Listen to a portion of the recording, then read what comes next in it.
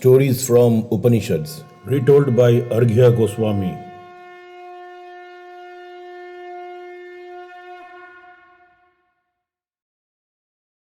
Dear friends and listeners, thank you so much for showering so much love. I'm really overwhelmed.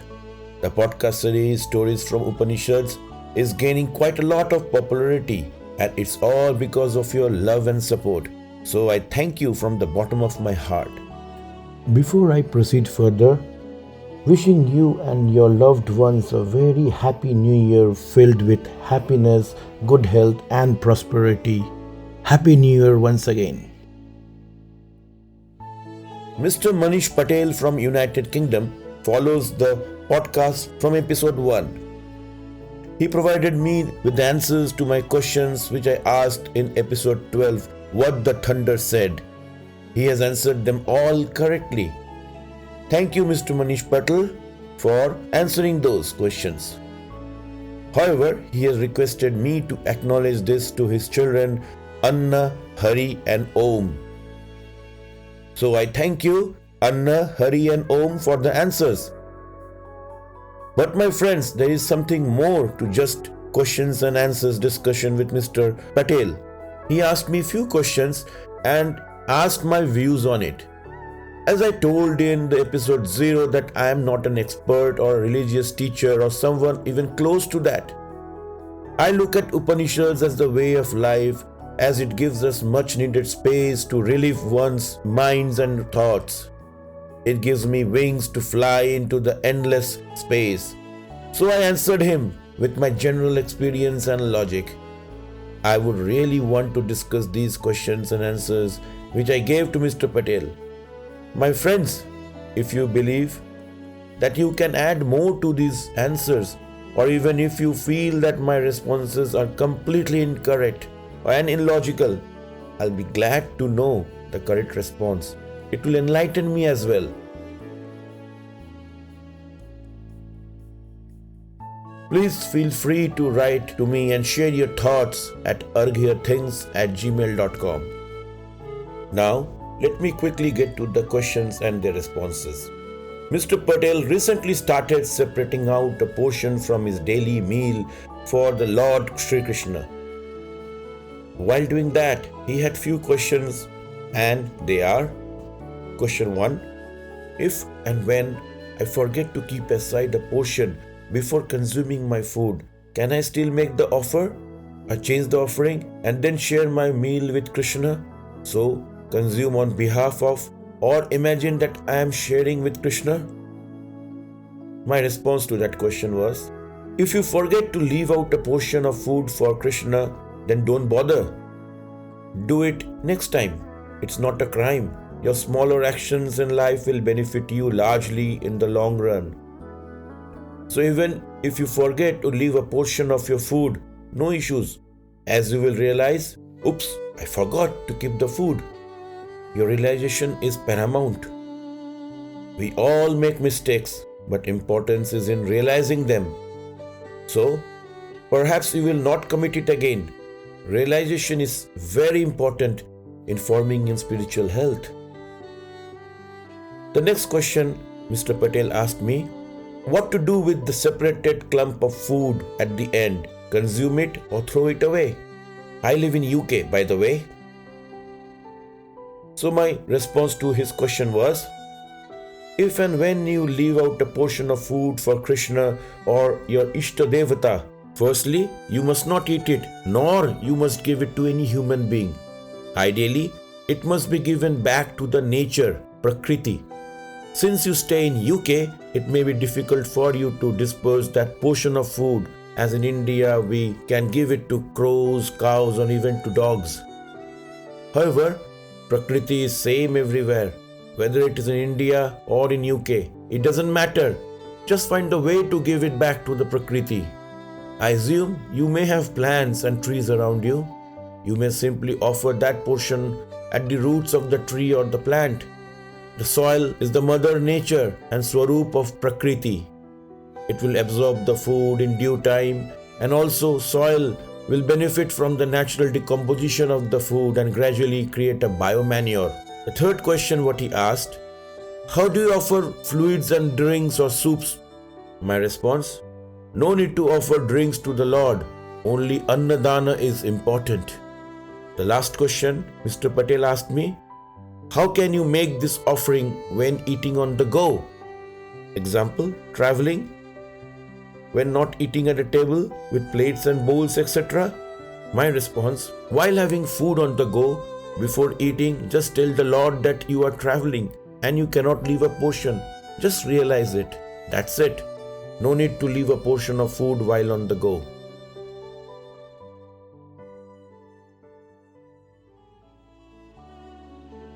So, those were some of the thoughts which I exchanged with Mr. Patel earlier this week.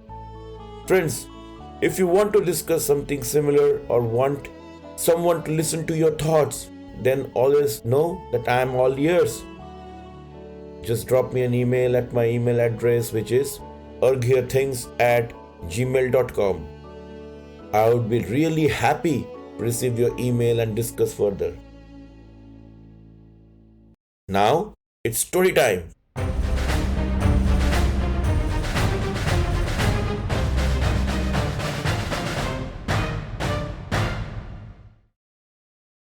Today's episode is named Proud Balaki.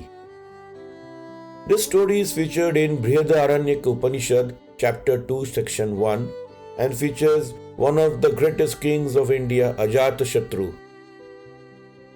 He was also known as Kunika and was son of Bimbisara.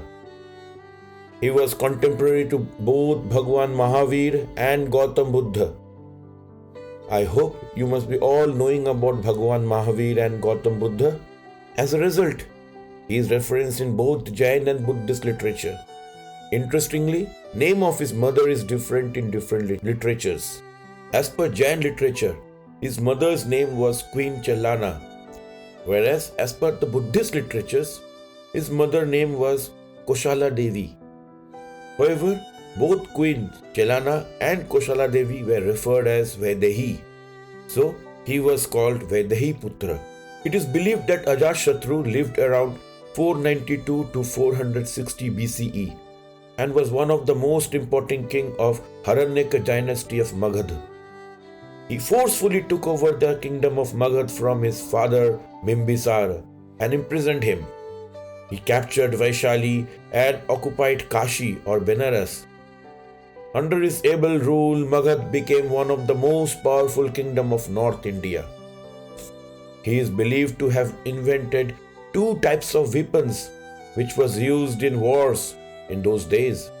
The first one, Ratha-musala or Scythed Chariot, or the chariot with swords or spikes attached to its wheels.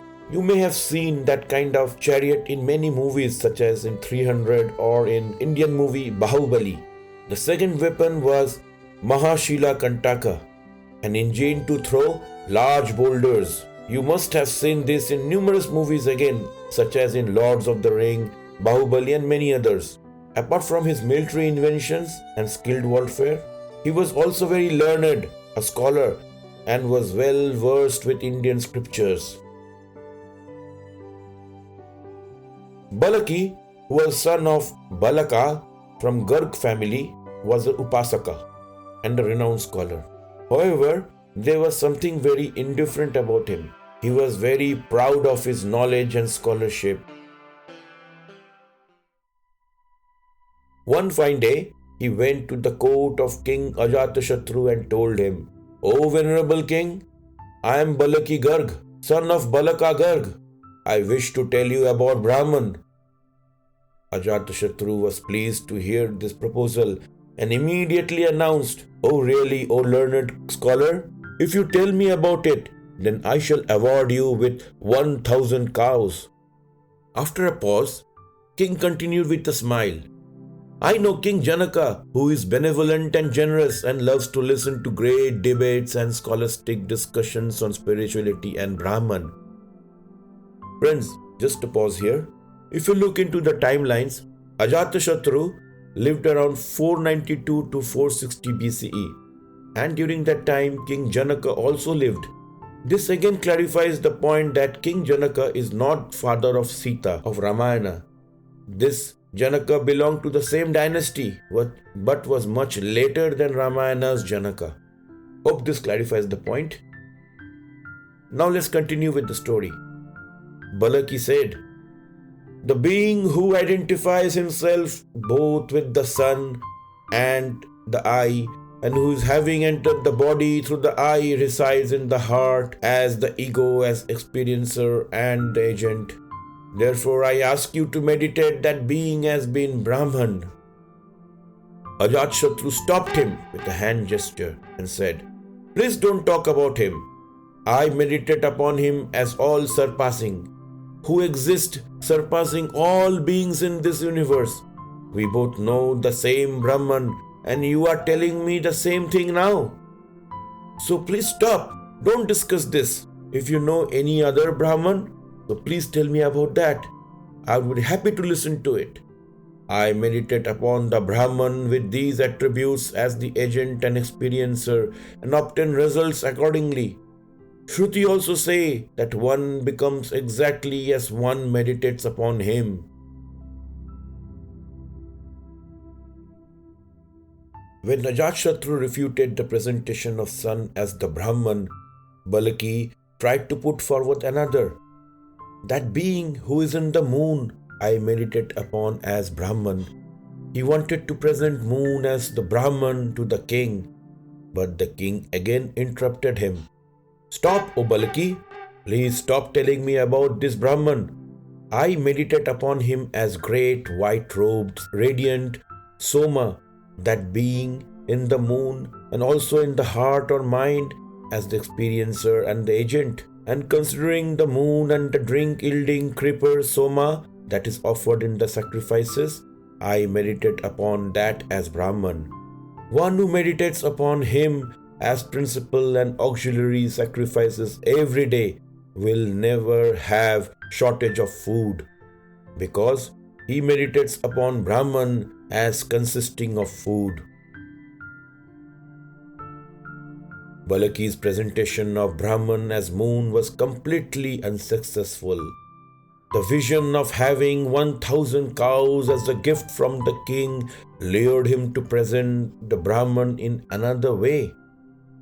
So, Balaki continued, "That being who is in the lightning, I meditate upon him as Brahman." As he wanted to continue to talk on Brahman as lightning, the king stopped him again. "Dear Balaki, would you be wasting my precious time talking about the Brahman which I already know? There is one God in lightning, skin and the heart. Its attribute is all-powerful. I meditate upon him as all-powerful. One who meditates upon him as such becomes all-powerful, and his progeny too becomes all-powerful." Now, Balaki was in a fix. With his limited knowledge, he was getting trapped and wanted to tell something to the king on Brahman which he may not know. He thought maybe he wanted to think something bigger or larger than sun, moon and the lightning. He said to the king, "That being who is in the space or ether, I meditate him as Brahman." The king again stopped him abruptly and said, No, my friend, this is not the Brahman I want to hear about. There is one God in the space or ether, and in the ether enclosed by the heart, and heart, full and unmoving, are its two attributes. I meditate upon him as the full and unmoving. One who meditates upon him with the attributes of fullness is always filled with his progeny and cattle. And when meditated with the attribute of immobility or unmoving, which represents that his progeny will be never extinct from this world and continue. Balaki was getting frustrated, and the imagination of 1,000 cows made him blind and closed all his doors leading to his heart and brain. He told another presentation of Brahman to the king. This being who is in the air, I meditate to him as Brahman. The king interrupted and said, There is one God in the air, the vital force and heart. Its attributes are irresistible and undefeated. One who meditates upon him as these attributes will have irresistible and undefeated and unvanquished army, one which never gets defeated by its enemies. So please don't talk about this Brahman, as I already practice it every day. Balaki's bag of knowledge was on verge of emptiness. However, he continued his presentation of Brahman as fire, which was again interrupted and was stopped by the king. King told him that there is one God in fire, speech, and the heart, and his attribute is being tolerant for others or forbearing. He meditates him as forbearing, as his progeny will become forbearing too. Then Balaki tried to present Brahman as water, and that too was an unsuccessful attempt, as the king told him that there is one God in the water, the seed, and the heart. Its attribute is agreeable, and he meditates upon him as agreeable. As a result, in coming of only agreeable terms and not the ones which are in contrary. After this failed effort, the proud scholar told the king about the Brahman represented as a looking glass. The king again told him, there is one God in a looking glass and other reflecting objects such as a sword, and in intellect, which is made of pure materials. Its attribute is the shining, and he meditates upon him as the shining. As a result, his progeny will also shine. Frustrated Balaki now told the king about the sound that issues behind a man as he walks. He meditates upon as Brahman. The king in response said that the vital force is the cause of life in this body to be the one. Life is the attribute. Result of the meditation is that he attains his full term of life in this world. Even if he is troubled by diseases, he will complete his full life term before departing from this world. Again Balaki told the king about the being who is in the quarters and is meditated upon as Brahman. The king laughed and stopped him. He told the scholar, there is one God in the quarters, the ears, and the heart. The Ashwin twins are never separated from each other. His attributes are being attached with the companion and not been separated from one another. The quarters and the Ashwins have these characteristics. One who meditates upon this, remembering these attributes, get the result. Then Balaki told the king about the being who identifies himself with the shadow and can be meditated upon as Brahman. The king responded that there is one God in the shadow, which is external darkness, and internally it is ignorance, which is a veil or a cover. Its attribute is the death. Result of the meditation is that he will not die prematurely and will be free from death due to some disease. Then awkward Balaki again tried to put in another representation of Brahman. He said that being who is in the self is meditated upon as Brahman. Ajaatashatru immediately stopped him and said, there is one God in the self or Hiranyagarbha, in the intellect and in the heart. His attribute is self-possessed. Result of the meditation is that he becomes self-possessed and his progeny also becomes self-possessed. The difference of intellect in individuals is also extended to his progeny. After listening to the explanation of Brahman from the king, the scholar Balaki stooped down. He realized that he still doesn't have enough knowledge to debate on Brahman. He was humbled by a king in the courtroom. Balaki had realized that the price of wisdom is beyond the riches. How can the position of 1,000 cows be comparable to the supreme knowledge of Brahman? The pride of birth in a higher caste and the pride of half-baked knowledge, all are his folly and are completely meaningless. Ajaatashatru now asked the scholar, Balaki, is that all you know? Balaki, with a heavy heart filled with unfathomable shame, said, yes, my lord, this is all I know. The king told him, I am sorry to say, Balaki, by knowing this much, one cannot claim that he knows Brahman. You have to learn more. Then, with folded hands, Balaki realized his grave mistake and his foolishness. He kneeled down in front of the king and said, "Please accept me as your student." Ajaatashatru told Balaki, "What you are asking me is exactly opposite to what is followed as a custom. A Brahmin must teach a Kshatriya.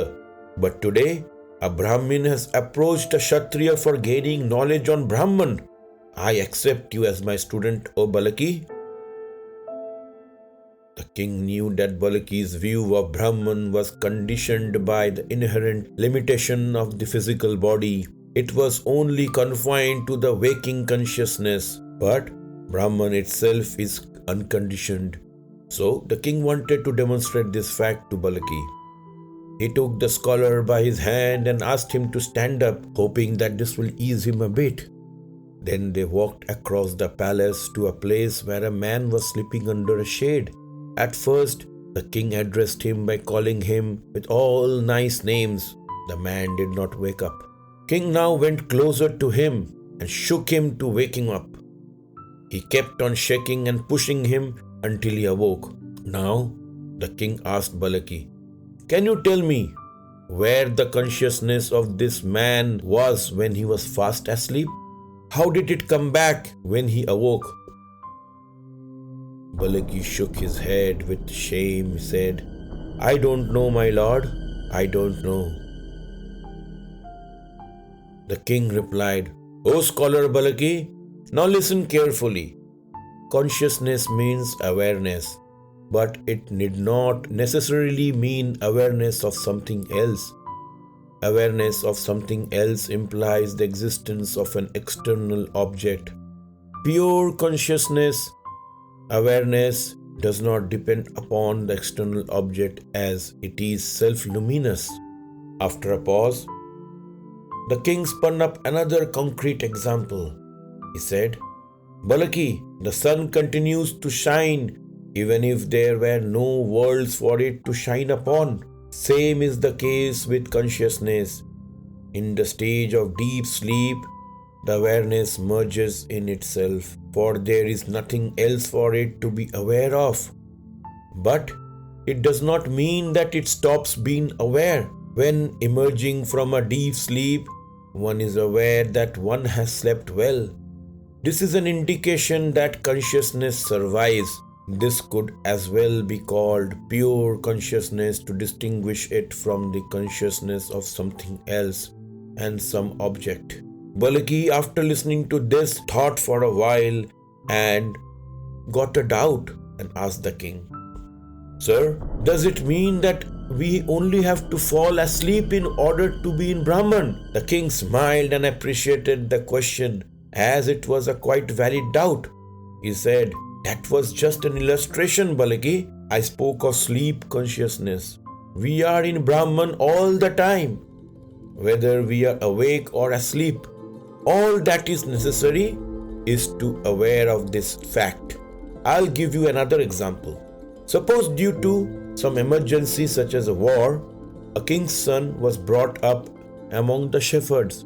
After some years, when the conditions were favorable, he was reinstated in his position as the prince or Yuvraj.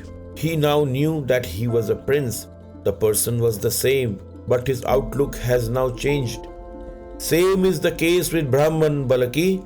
Nothing needs to be done, as we are not acquiring Brahman afresh. All that is necessary is to remove the blocks, the path of awareness. Brahman is the truth of truth. Finally, the king told Balaki, "The Brahman is immortal, unlimited and infinite. That is all we may express about Brahman. The body is mortal, limited and finite. There is no other or more appropriate description of Brahman than the expression, not this, not this." This may be a double negation, but it does not cease to be true, as the fact is, this is truth of truth, that is, Satyasya Satyam. Friends, That was today's story of the proud scholar Balaki, and I hoped you enjoyed it as much as I enjoyed narrating it to you. As customary in my show, I'll ask you three questions from today's story, and I will definitely acknowledge you or may invite you for a chit chat in one of my future episodes. The first question: what do you mean by truth of truth or Satyasya Satyam? Next question: was Balaki prepared to talk about Brahman? Explain your answer.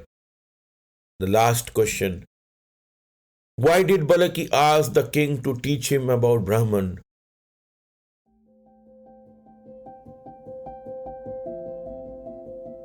That's all, folks, for today. Please subscribe, follow, download, and of course, leave your valuable comments and reviews about my show. It will help me to improve and provide you with better content in the future. So, until next time, Shanti, Shanti, Shanti.